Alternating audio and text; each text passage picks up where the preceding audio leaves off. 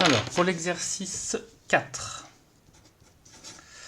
donc synthèse, proposer une synthèse des molécules suivantes à partir d'alcènes et des réactifs appropriés. Donc pour la première molécule, il s'agit du 1-méthylcyclohexane 1-ol. Donc on dessine la molécule.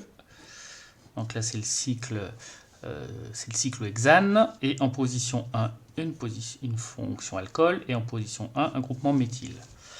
Et donc il faut qu'on obtienne par addition électrophile ce composé-là à partir d'un alcène. Donc la question qui se pose à partir de cette structure carbonée, c'est où était la double liaison. Donc première possibilité, puisque de toute façon le carbone qu'on vise c'est celui-ci, première possibilité, la double liaison elle est là. Deuxième possibilité, la double liaison elle est là. Alors en bas évidemment c'est pareil pour des raisons de symétrie. Donc allons-y pour le premier cas de figure. Donc on va partir de cet alcène là. Si je veux rajouter ici un groupement alcool, les conditions expérimentales, c'est comme réactif l'eau et une catalyse acide. Donc allons-y, plus H+. Tout débute par... Évidemment, il me manque le verre. Donc tout débute par l'attaque ici du H+, par le doublet pi de la double liaison. Donc c'est une réaction acide-base, elle est rapide, équilibrée, et elle conduit ici à la fixation du H+. Donc deux possibilités, soit le H+, il se fixe à droite, et dans ce cas-là, la case vacante, la charge plus, c'est-à-dire le carbocation, on est de ce côté-là. Soit deuxième possibilité, le H+ se fixe du côté gauche, et cette fois-ci, la case vacante et la charge plus se retrouvent à droite. Donc à partir du moment où on forme un intermédiaire réactionnel, ici un carbocation, vous avez le premier qui est un carbocation tertiaire, et le deuxième qui est un carbocation primaire. Donc on sait que ici c'est le composé majoritaire, ici c'est le composé minoritaire. Si on termine la réaction à partir du composé majoritaire, donc on fait intervenir la molécule d'eau. Donc vous savez qu'ici c'est polarisé en faveur de l'oxygène, ce qui justifie une charge négative sur l'oxygène, ce qui permet donc à l'un des deux doublets ici de se fixer. Et donc vous voyez que on obtient un composé dans lequel l'oxygène est bien fixé au bon endroit pour le composé majoritaire. Ici vous avez un oxygène chargé positivement, ce n'est pas une situation stable. Donc tout ça se termine par une déprotonation. Réaction acide-base. La petite flèche verte. Hop. Le doublet sigma devient doublet non liant. Et donc vous retrouvez la fonction alcool et le méthyle. Et puis vous avez rendu le H+, puisqu'il s'agissait d'une catalyse. Donc ça, c'est la première possibilité.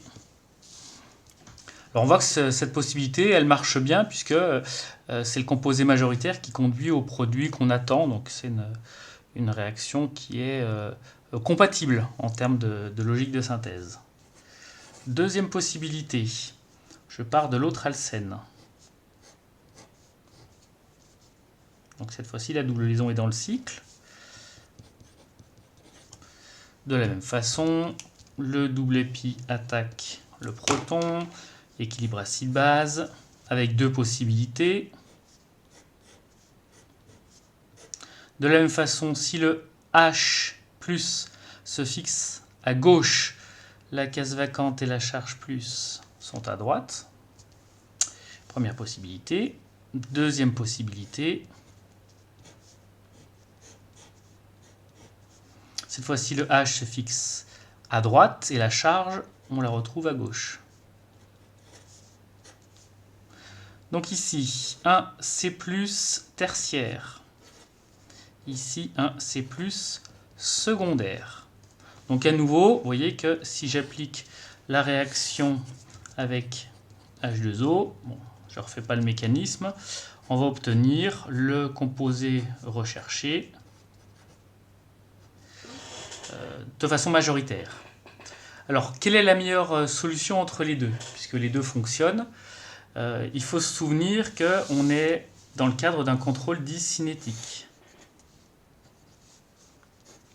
C'est-à-dire que le composé majoritaire correspond au composé pour lequel l'intermédiaire réactionnel est le plus rapide à obtenir, c'est-à-dire qui correspond à l'énergie d'activation la plus basse.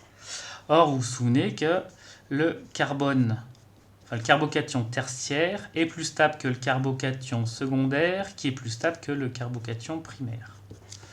Alors évidemment, comme les deux chemins existent ici, donc pour les carbocations primaires et tertiaires dans le premier cas, ou pour les carbocations secondaires et tertiaires dans le deuxième cas, je vais avoir à nouveau un produit majoritaire et un produit minoritaire.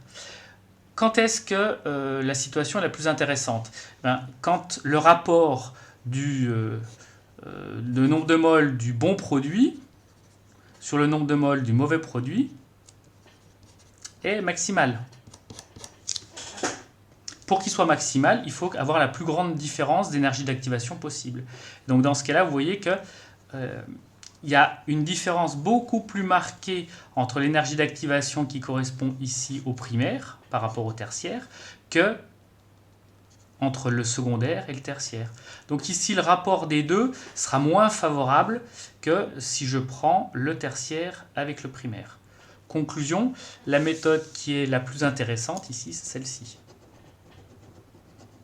C'est-à-dire que c'est cette méthode-là qui conduira au bon produit et qui conduira au bon produit dans les proportions les plus fortes.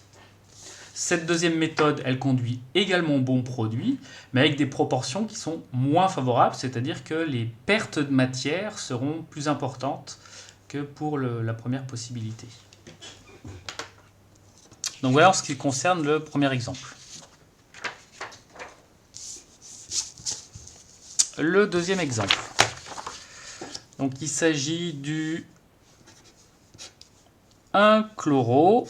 Alors c'est à nouveau un cycle, parce que c'est un cyclohexane, avec en position 1 un chlore et en position 3 un méthyle.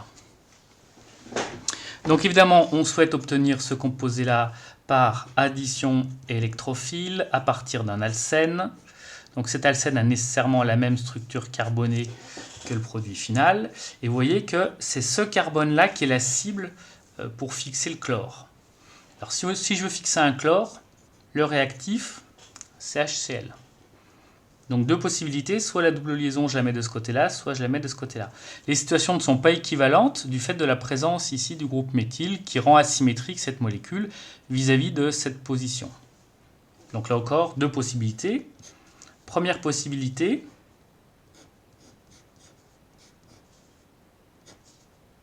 la double liaison est ici. Donc, je fais intervenir HCl. Donc HCl, c'est en fait un composé qui est polarisé, avec une charge plus delta sur l'hydrogène et moins delta sur le chlore. Donc première étape, hop là, une flèche, voilà. Réaction de type acide-base.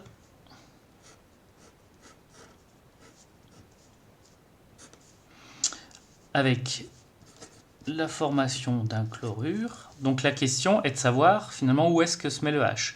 Donc première possibilité, il se met au centre. La case vacante apparaît ici avec la charge plus. Deuxième possibilité,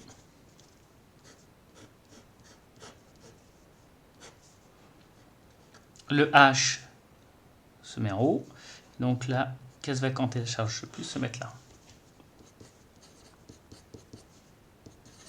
Alors on voit que par rapport à notre objectif qui est de mettre le chlore sur cette position-là, c'est cette voie-là qui nous intéresse. Donc la question qui se pose, c'est lequel de ces deux carbocations est le plus stable, donc lequel va conduire au produit majoritaire. Alors on constate que dans les deux cas, c'est un carbocation secondaire. Donc il faut aller chercher un petit peu plus loin pour pouvoir parler de stabilisation. Alors quand c'est comme ça, on regarde le substituant, parce que c'est lui qui rompt la symétrie. Alors qu'est-ce qu'on sait? C'est un groupe méthyle, et un groupe méthyle, c'est un effet plus I. Alors cet effet plus I, il va se propager dans la molécule pour arriver jusqu'au carbone qui porte la charge plus. Et vous constatez une chose, c'est que dans ce deuxième cas, il n'y a que 2 liaisons à parcourir lors de la propagation de l'effet inductif pour arriver à la charge plus, alors qu'ici, il y a 3 liaisons à parcourir.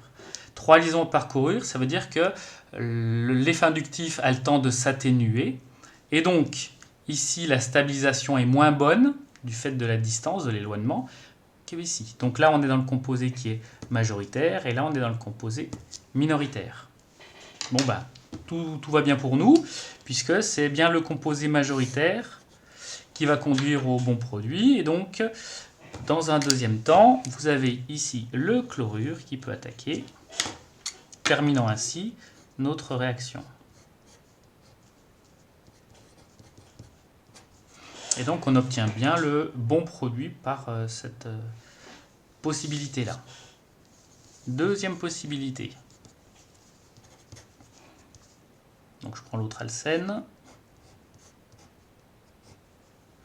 Donc cette fois-ci, la double liaison, je la mets en bas.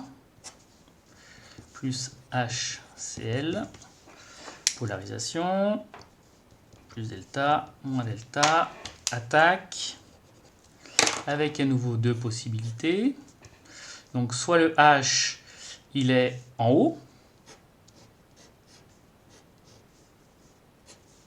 Donc la charge plus est en bas, plus le chlorure.